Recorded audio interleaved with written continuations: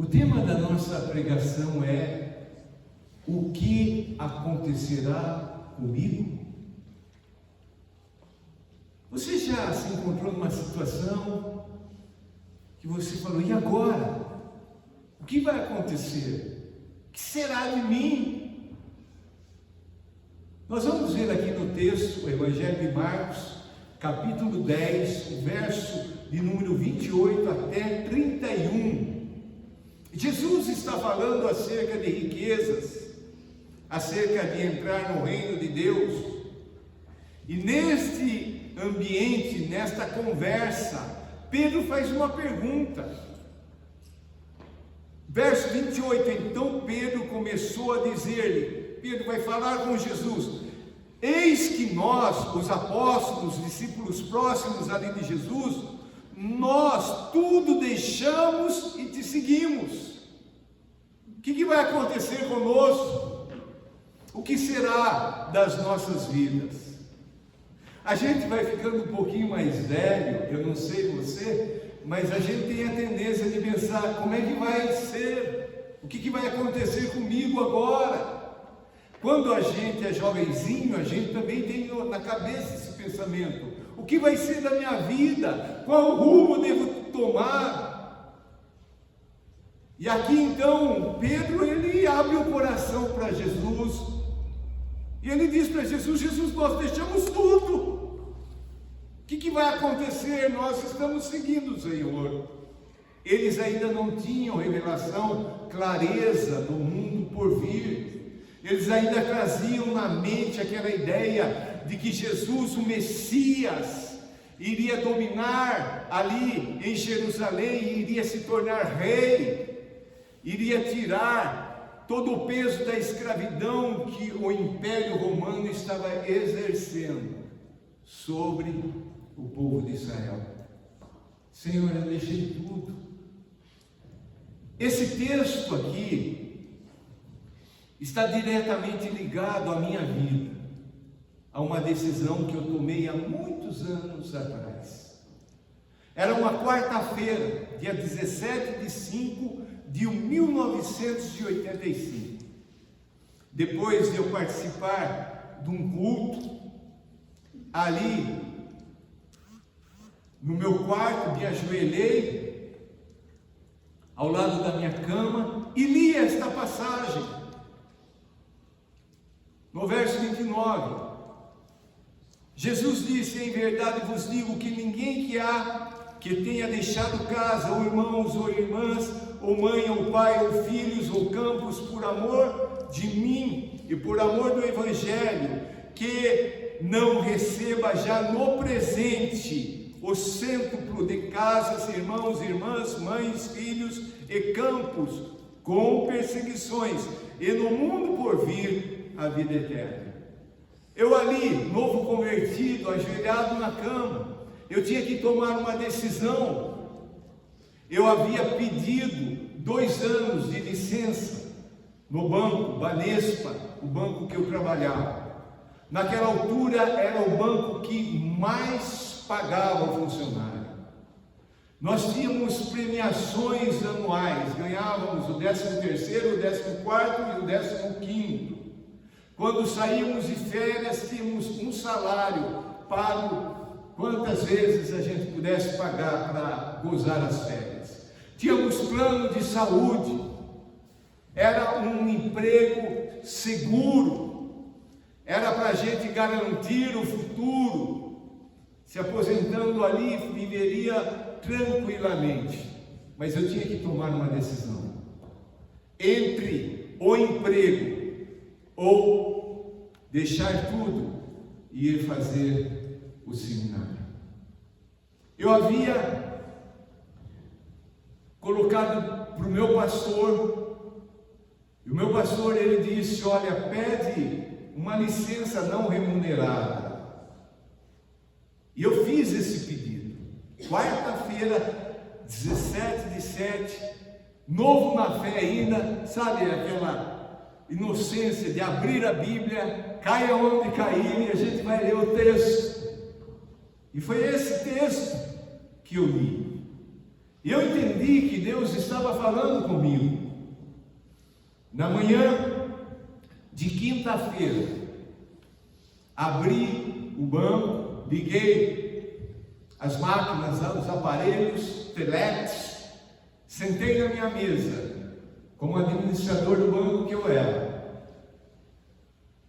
Daqui a pouco, telex. Telex hoje seria o WhatsApp, tá bom? Para a galera mais nova. Era o meio mais rápido da gente se comunicar. Era o telex. Era uma inovação. E daqui a pouco eu escuto atrás de mim, mensagem ao senhor Francisco Carlos de Almeida. A carta do departamento pessoal. Eu já havia entrado em contato com eles e eles falaram: sim, é possível, fica tranquilo, que a gente só precisa arrumar alguém para substituir no seu cargo. E aquele telex, aquele e-mail, aquele WhatsApp, eu rasguei a folha ali e fui ler. O seu pedido foi indeferido. Sabe naquela hora que dá um branco na cabeça? Você olha para a palavra, mas você sabe o que é, mas parece que na hora você fica confuso. Indeferido, o que é indeferido? O que é indeferido? Mas eu sabia. Foi negado o meu pedido. Trabalhei aquela manhã, preparei uma carta de missão. E ao sair para o almoço, eu também me desliguei daquele banco. O pessoal falava: você está ficando louco. Que é isso? Emprego desse, aquela coisa toda. Mas Deus havia falado comigo. Amém. Vamos ver o que acontece aqui. Nós vamos dividir em 3 pontos da mensagem. Primeiro ponto, a renúncia total. Segundo ponto, a razão correta. E terceiro ponto, a recompensa prometida. No verso 28 nós vemos a renúncia total. Pedro disse: eis que nós tudo deixamos e te seguimos. Não deixou alguma coisa, deixou tudo. Querido, seguir a Jesus Cristo é o maior e melhor projeto de vida para um ser humano. Deixar tudo por amor a Jesus é a coisa excelente, é o passo melhor que podemos dar em nossas vidas. Vale a pena abrir mão de tudo para ganhar a Jesus. Vale a pena. É o melhor projeto. Jesus é a pérola de grande valor, é o tesouro encontrado.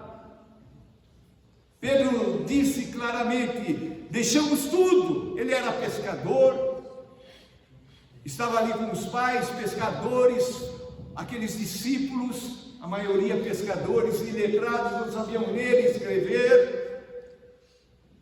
Depois da lida, do trabalho de um dia, passa ali um homem de Nazaré que chama-os para seguir.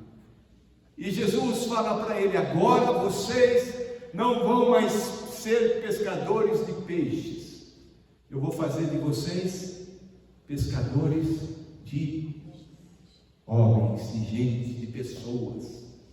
Que coisa tremenda. Então, há necessidade de uma renúncia total. A segunda coisa que nós vamos ver é a razão correta. Por que deixar tudo? Tem muitas pessoas que deixam tudo para seguir a vida, para viver de cidade em cidade. Você já conversou com esses que vivem na rua? Tem uns que eram pessoas ricas, prósperas, mas que não enxergaram o porquê da vida e abandonaram tudo. Tem uns que tiveram problema com a esposa, o marido, e saem, ficam feridos e resolvem largar tudo. Mas essa renúncia total tem que ter uma motivação correta. Verso 29, olha o que Jesus disse para Pedro: em verdade vos digo, que ninguém que a tenha deixado casa, irmãos, irmãs, ou mãe, ou pai, ou filhos, ou campos. Por quê? Qual é a razão? Por amor de mim e por amor do Evangelho. Essa é a razão. Não é deixar tudo para, como aquela galera da minha juventude, da juventude de alguns aqui que se tornaram hippies, abandonavam tudo para viver aí no paz e amor, A razão de deixar tudo é por amor a Jesus e ao Evangelho. E aqui o tudo é tudo, irmãos. Aqui fala casa, a gente fala de segurança, de propriedade, de abrigo, de teto para segurar. Aqui fala dos familiares, irmãs, mãe, o pai.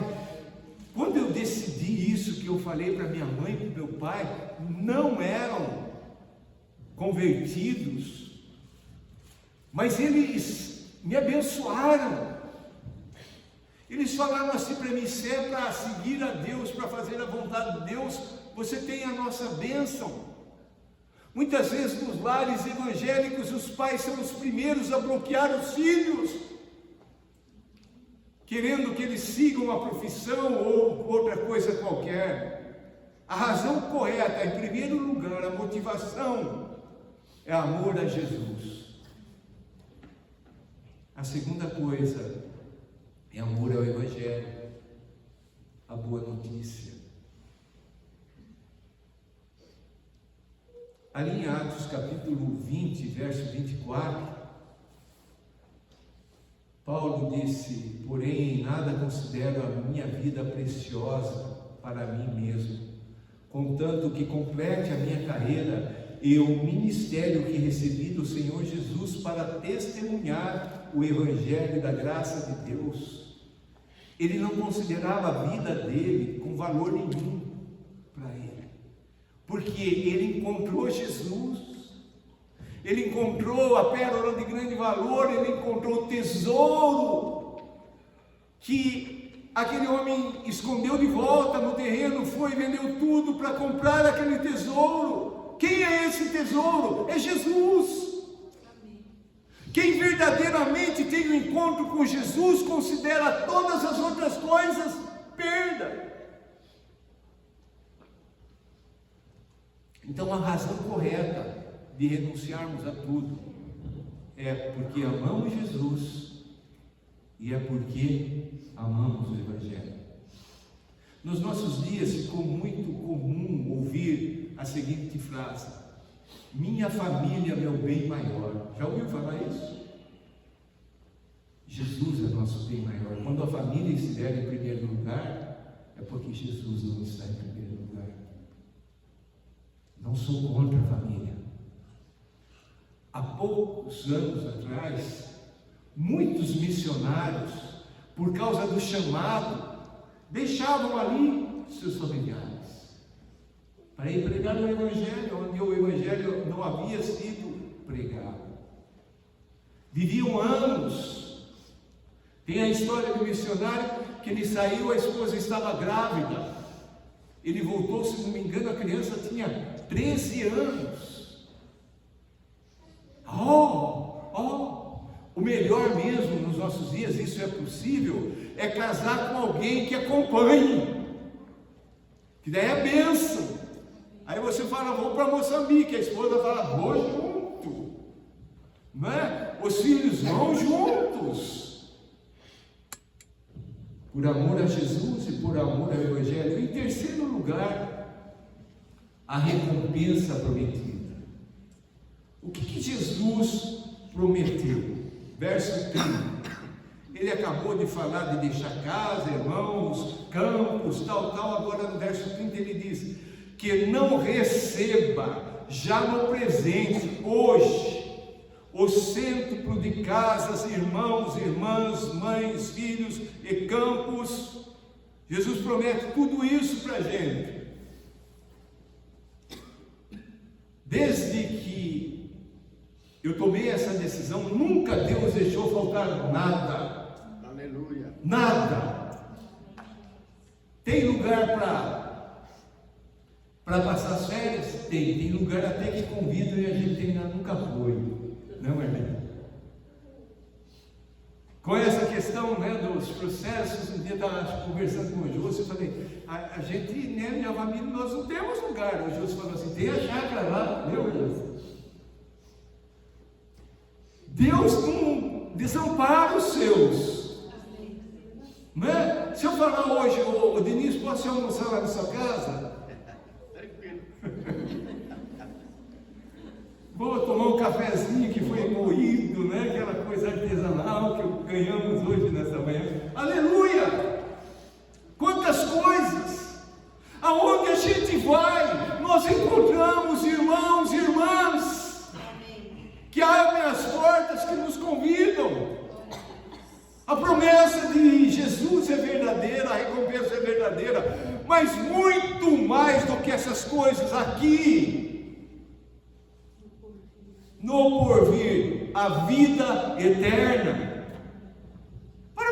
Vai tocar a última trombeta, nós vamos subir aos céus, morar num lugar onde Jesus está preparando para nós, onde as ruas não são de asfalto, nem de paralelepípedo, muito menos de terra, são de ouro. Essa promessa do Senhor Jesus. Mas tem uma palavrinha ali no meio, com perseguições. Se você é crente de verdade, você não está sendo perseguido, alguma coisa está errada com você. Quando verdadeiramente nós somos crentes, como que incomoda. Como que incomoda. As pessoas estão falando, não estou nem aí com essa coisa, mas está de olho assim na gente. E se a gente pisar na bola, eles são você falou que é crente. Né? Os familiares, principalmente. Né? Como é que pode? Fala que é crente e está fazendo isso. Perseguição. Queridos, tudo isso que está nos acontecendo é perseguição. Nós temos o contato com uma irmã lá de São Paulo. Ela é uma bênção nas nossas vidas há muitos anos. Ela oferta mensalmente para nós, para missões aqui no nosso meio. E ao compartilhar, pedindo oração, né, pela audiência, ela mandou áudio grande, né, não sei quantos minutos. E ela falando assim, é batalha espiritual. O diabo não está contente. Quando nós estamos seguindo o caminho certo, o inferno se levanta contra nós. Muitos crentes têm aquela ideia errada, lá a pessoa está lá na macumbaria, etc. Olha lá o que o diabo está fazendo, o diabo está pouco se importando quando as pessoas estão fora do caminho do Senhor. Mas a partir do momento que a pessoa fala para Jesus, sim Jesus, eu creio em Ti, aí o diabo se levanta com o exército infernal para tentar arrebentar com as nossas vidas, mas a cabeça dele já foi esmagada na cruz do Calvário. A vida eterna, o que você está esperando? Esperando coisas aqui nessa vida? Vai acabar tudo. Vem um mosquitinho aí, dá uma picadinha e plum, acabou. Não leva nada. A nossa esperança, viva a esperança, o dia glorioso que Jesus vai vir nos buscar, a vida eterna, viver juntos com o nosso Papai Celestial.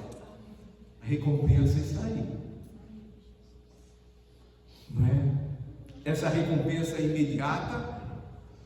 Quando a pessoa está seguindo o projeto de vida, ela encontra uma família. Ela encontra uma família. Esses dias, uma irmã aqui, ela fez aniversário e os irmãos entraram em contato. Eu sempre mando no pessoal, eu não mando ali no grupo, né? E depois ela falou assim que ela está muito feliz em fazer parte da família Manaim. Eu achei bonito isso que ela escreveu, não é? Mas muito maior do que a família Manaim, a família de Deus. Nós somos irmãos. Não aumentou? Tem aquele, né? Principalmente aqueles que são fechados de visão, não, minha família é eu, minha esposa, meus filhos, não. Agora a nossa família é grande, nós temos irmãos em toda parte do planeta Terra, e a gente se encontra por aí com uns e a gente começa a conversar, é o mesmo reino, é o mesmo coração, é o mesmo Jesus, e é gostoso isso. Eu estava vindo de uma conferência de pastores na Argentina, e parei ali em Porto Alegre para pegar o ônibus para vir para Curitiba. Aí eu estava sentado esperando, olhei para o rapaz olhou para mim, eu falei, você é crente? Ele falou, eu sou, como você sabe? Eu falei, eu também sou, você é meu irmão. E aí a gente começou a conversar. Como é gostoso, não é? Você está de férias, você vai lá para a praia, você vai comprar um peixinho, você chega lá para a Doca, fala, Doca, tudo bem? Ela fala, paz do Senhor, irmão. Somos uma família. Deus já acrescentou, então, essa recompensa no presente, mas tem essa recompensa no futuro. Aleluia. Aí Jesus termina falando assim: porém muitos primeiros serão os últimos e os últimos primeiros. As pessoas pensam que essa frase é uma frase secular, mundana, não é. Só que no mundo ela é empregada de forma errônea. Os últimos aqui é aqueles que não têm nada, é aqueles que não têm riqueza, é aqueles que não têm status, não têm fama, vivem uma vida no anonimato, que para a sociedade são os últimos da fila, na cadeia, não é? Socioeconômica, tem aqueles que estão lá em cima, são os ricos, os poderosos, né? E tem aquele povão lá embaixo. E Jesus fala, esses que estão aqui embaixo são os primeiros. Aleluia. Queridos, nesse mundo, os ricos, eles têm uma posição de destaque, não é? Alguém assistiu o jogo do Brasil? E eles ficavam mostrando o Neymar, né? O Neymar. Messi. Os outros coitadinhos, ninguém mostra. Passa desapercebido, né? Enquanto os ricos têm uma posição de destaque, os pobres, eles estão ali, né? No último lugar. Os discípulos de Jesus são esses que Jesus está falando. São os últimos. Lembra o que Paulo falou? Somos o quê? Escória do mundo, o lixo do mundo. Hoje nós vemos cristãos aí, pompa, andando com os grandes. Jesus andava com aqueles que não tinham nada. E Jesus falou que esses que são os últimos vão ser os primeiros. Quem você quer ser hoje aqui na terra? Primeiro? A perspectiva de Deus acerca da eternidade é uma inversão total de valores, de princípios, de padrões. Então agora nós vamos finalizar aplicando as nossas vidas. Primeira coisa, você já abriu mão de tudo? Tem gente que não abre, não. Tem pobre que tem ali uns trocadinhos na poupança e é assim, muitas vezes até pior do que isso. Não dá nada, não abre a mão para nada. Você já abriu mão de tudo? Aqueles que são casados, os homens, você já abriu mão da sua esposa? As mulheres já abriu mão do marido. Tem gente que faz o casamento o máximo na vida. Não. Aqui o casamento para mim falo sagrado, né? Sagrado. Tem que abrir mão. Tem que abrir mão. Já abriu mão dos bens que Deus confiou a você para você ser mordomo, porque tudo é dele, nós não temos nada, tudo é dele. Muitas vezes a gente pensa que é da gente, né? Há anos atrás a gente foi fazer um retiro e a gente precisava de barraca. E tinha um homem na igreja que tinha uma barraca Campstar, né? Que é aquela que põe no carro ali e tal. E eu fui falar com ele, falei, o senhor empresta? Ele falou, não posso emprestar. Eu falei, por quê? Porque não é minha, é de Deus. Eu entendi. Jesus enfrentou esse tipo de pessoas quando falava assim, não vou honrar meu pai e minha mãe, porque eu vou consagrar a Deus meu recurso. Jesus amado, tudo é de Deus. Tudo é de Deus. A gente usa, né, meu carro, minha isso, até a igreja a gente fala, minha igreja, não é a igreja de Jesus, mas tem aquele pastor lá nos Estados Unidos que ele levou o carro para consertar, né? Um carrinho meio, né, meia boca lá e tal. Aí deixou e o cara falou, volta amanhã buscar. Aí ele foi buscar no outro dia, pediu a conta, trouxeram a conta para ele, ele falou, isso é um absurdo, brigou com tudo. Foi embora para a casa dele. O funcionário tinha errado, tinha dado o orçamento de um outro concerto, e era muito mais caro. Aí ele foi, o pastor à noite foi orar, Deus falou para ele, escuta, o que você plantou? Amanhã você vai lá, você vai pedir desculpa. Você vai lá pedir, nada é seu. O que você vai pagar o dinheiro é meu. Aí o pastor foi, viu lá, né? Chamou o funcionário, falou, escuta, quero pedir perdão, agi de uma maneira errada e tal, e tal, e tal. Aí o gerente ouviu aqui, falou, o que está acontecendo? Aí o pastor, não, eu que... Aí o cara falou, espera um pouco, foi ver lá os orçamentos, haviam trocado, o valor era bem inferior. Aí o pastor ficou contente. Aí pegou o carro e saiu para o carro. Que eu sinalei lá, o carro da frente parou bruscamente, ele bum, o carro de trás, aí bum, bateu, então ele bateu na traseira, afundou a frente do carro dele e pum, afundou a traseira do carro. Ele abriu o vidro, olhou para cima e falou, Deus, bateram no seu carro. Será que a gente age assim? É de Deus. Aí a gente fica tudo, né? Eu achando que somos donos de nada. Então você já abriu mão de tudo? A segunda coisa, se você já abriu mão, foi com uma motivação, uma razão correta, foi por causa de Jesus? Porque tem crente que é assim, não, eu abri minha mão, mas não é, você vai conversar com ele, é por outra coisa, outro motivo, interesse pessoal, interesse familiar, etc, etc. Abrir mão de tudo é abrir mão de tudo. Até da esposa, tem alguns que vão falar, essa eu abro na hora que Deus quiser. Ou, né, o inverso também, né?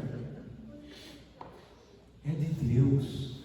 Antes da Miriam ser minha esposa, ela é minha irmã em Cristo Jesus. Eu como marido, ela como esposa, é um relacionamento que vai findar aqui nesse mundo. Mas na glória eterna nós vamos continuar sendo irmãos. O respeito. Você já abriu mão dos filhos? Tem pai que pensa, mãe que pensa que o filho é para ele. Cria uma redoma, não deixa o filho, a filha crescer, aprender as coisas. Cria uma pessoa com medo para a vida, medo de enfrentar as coisas. A partir do momento que lá no hospital corta o cordão umbilical, é outra pessoa. E nós precisamos trabalhar para que eles cresçam e tenham a vida deles, não aquilo que nós queremos. Lá na igreja presbiteriana do Independente, teve um caso, me chama muita atenção, nunca esqueci desse caso. Os pais quiseram que o filho se tornasse médico. E colocaram pressão, o filho foi. Fez medicina. No dia que ele recebeu o diploma, Ele chegou para o pai e para a mãe e falou: olha, aqui está, o sonho de vocês está realizado, agora eu vou fazer aquilo que é meu sonho. Tem pais frustrados que projetam nos filhos aquilo que eles queriam ser. E nós, evangélicos, se a gente, eu quero que os meus filhos sigam o caminho do Senhor e sejam obreiros do Senhor, etc. Mas se eles quiserem, se eles tiverem uma outra direção de Deus, a responsabilidade é deles. Nós temos simplesmente que prepará-los para ir. Uma pessoa chegou para mim e falou assim: escuta, a Sara foi sozinha para a Coreia, é o outro lado do globo. Eu falei: foi, né? Eu até assustei por causa dessa coisa. Eu falei: por quê? Mas você deixa, não é? Ué? O mesmo Deus que está aqui com a gente, está com ela no avião, todo pesado lá, tudo. Você tem, se você já abriu mão, você tem a motivação correta? É por Jesus mesmo? É por amor ao Evangelho? Você tem certeza de que essa recompensa Ele vai cumprir? Tem certeza? Eu tenho. Já está cumprido. Já está cumprido. Então, queridos, nós precisamos deixar tudo pela motivação correta, a razão correta, com a certeza de que a recompensa é certa. Quero convidar você a ficar em pé, em nome de Jesus. Aleluia.